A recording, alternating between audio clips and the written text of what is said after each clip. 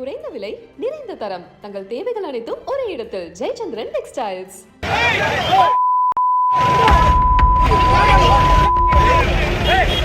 திட்டமிட்டபடி நடந்த போராட்டம். திடீரென இயக்கப்பட்ட பேருந்துகள். கோபத்தில் கொந்தளித்த ஊழியர்கள். கடலூரில் என்னதான் நடந்தது? புதிய ஓய்வூதிய திட்டத்தை கைவிட வேண்டும், காலி பணியிடங்களை நிரப்ப வேண்டும் உள்ளிட்ட 6 அம்ச கோரிக்கைகளை வலியுறுத்தி கடந்த 8ஆம் தேதி முதல் போக்குவரத்து தொழிலாளர்கள் திடீர் போராட்டம் நடத்தி வருகின்றனர். இது தொடர்பாக அரசு தரப்பிலிருந்து பேச்சுவார்த்தை நடத்தப்பட்டுள்ளது. இந்த பேச்சுவார்த்தை தோல்வி அடைந்ததை அடுத்து 23 போக்குவரத்து தொழிற்சங்கத்தினர்களும் ஒன்று சேர்ந்து வேலை நிறுத்த போராட்டத்தில் ஈடுபடுவதாக அறிவித்தனர். பொங்கல் பண்டிகைக்கு இன்னும் சில தினங்களே இருக்கும் நிலையில் போக்குவரத்து ஊழியர்களின் இந்த திடீர் போராட்டம் பெரும் சலசலப்பை உண்டு செய்துள்ளது. இதனால் அதிர்ச்சியடைந்த போக்குவரத்து துறை நிர்வாகம் 2 முறை அழைத்து பேச்சுவார்த்தை நடத்தியுள்ளது. ஆனால் 2 முறையும் எந்த ஒரு சுமூக உடன்பாடும் ஏற்படவில்லை. இதனால் தொடர்ந்து போராட்டம் நடந்து வருகிறது.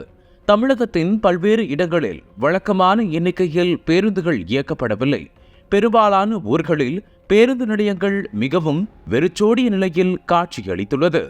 முக்கியமாக திருநெல்வேலி, மதுரை உள்ளிட்ட தென் மாவட்டங்களில் பேருந்து சேவை கடுமையாக பாதிக்கப்பட்டுள்ளது. இந்த நிலையில் சென்னையில் பல இடங்களில் பேருந்துகள் வழக்கம் போலவே இயக்கப்படுகிறது.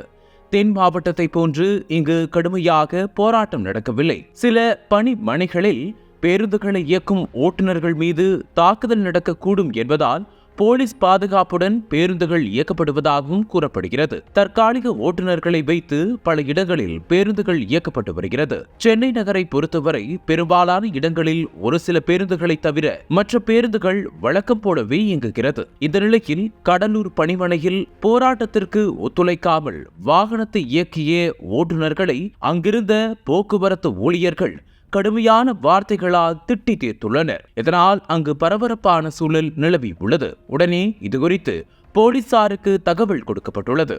தகவலின் பேரில் பாதுகாப்பிற்கு சென்ற காவலர்கள் அங்கு வாக்குவாதத்தில் ஈடுபட்ட போக்குவரத்து ஊழியர்களை அப்புறப்படுத்தியுள்ளனர்.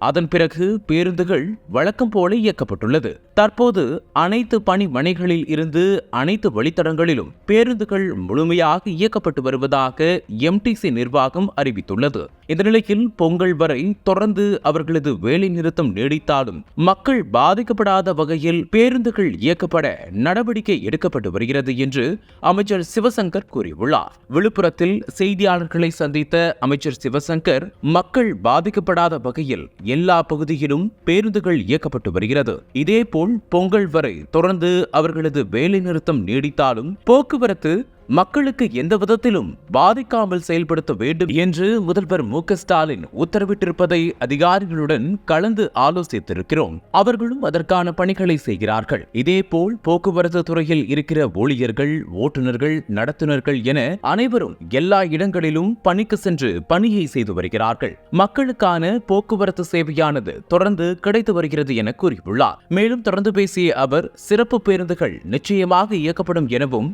பொங்கல் பண்டிகையை முன்னிட்டு பொதுமக்கள் சென்னையில் இருந்து தென் மாவட்டங்களுக்கு செல்வது வழக்கம்.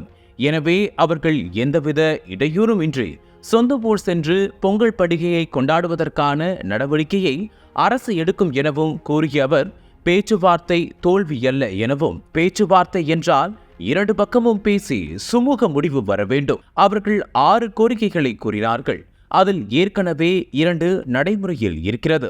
2 கோரிக்கைகள் நிறைவேற்றுவதாக உறுதியளித்துள்ளோம். எனவே 6 கோரிக்கைகளில் 4 கோரிக்கைகள் நிறைவேறி இருக்கிற போது ஏன் வேலை நிறுத்தம் செய்கிறார்கள் என்று தெரியவில்லை எனவும் கூறியிருக்கிறார். மேலும் ஒரே நாளில் எல்லாவற்றையும் செய்ய முடியாது எனவும் தெரிந்தும் ஏன் இந்த கோரிக்கை அவர்கள் வைக்கிறார்கள் என்பது தெரியவில்லை எனவும் கூறியிருக்கிறார். அனல் பறக்கும் செய்திகளை அப்டேட் செய்து கொள்ள நக்கீரன் களத்தை இப்பவே சப்ஸ்கிரைப் பண்ணுங்க.